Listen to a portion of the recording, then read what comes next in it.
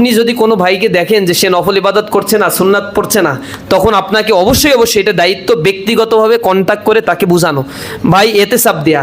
এতেসাবের পরিবেশ কি তা তো সাথী টিসিতে শেখানো হয়। ধরে মানে ধর তক্তা মার পেরেক টাইপের হবে না যে এই একটা এতেসাব আছে, শোনেন নামাজ পড়লেন না কেন, না, এটা এতেসাবের সিস্টেম না। এতেসাবের সিস্টেম হচ্ছে সময় নেয়া, এরপরে আন্তরিকতা, ঐকান্তিকতা, ব্যক্তিগত পারিবারিক বিষয়ে দেখা কথাবার্তা বলার পরে বলতে হবে ভাই আপনাকে আমি অত্যাধিক পছন্দ করি, আপনি যদি ইসলামী আন্দোলনের ভালো দায়িত্বশীল হন আমার খুবই ভালো লাগবে, ভাই আপনার জন্য একটা পরামর্শ আছে, এইটা আমি এইভাবে দেখছি, যদি এইভাবে সংশোধন করেন খুবই ভালো লাগতো।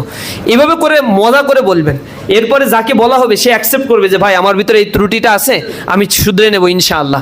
দুইজনের মধ্যে এই রিসিপশন ট্রান্সমিশনের সিস্টেম যদি থাকে, এটা এতেসাব ফলপ্রসূ হয়। অহমিকাবোধ কারো ভিতরে থাকা যাবে না, আমি তারে ভুল ধরাই দিচ্ছি, আমি সুপিরিয়র, তার চাইতে ও ইনফিরিয়ার, এই মানসিকতা থাকলে ওইটা হবে রিয়া, প্রদর্শন ইচ্ছা, এটা মোটেও জায়েজ হবে না। ইসলামী আন্দোলনে নিষ্কলুষ মন নিয়ে সংশোধনের উদ্দেশ্যে দিন ইসলামের কাজ করতে হয়। এজন্য বলা হয়েছে আল মুমিনু কাল মিরআতিল মুমিন, এক মুমিন আর এক মুমিনের দর্পণ স্বরূপ, আয়না স্বরূপ।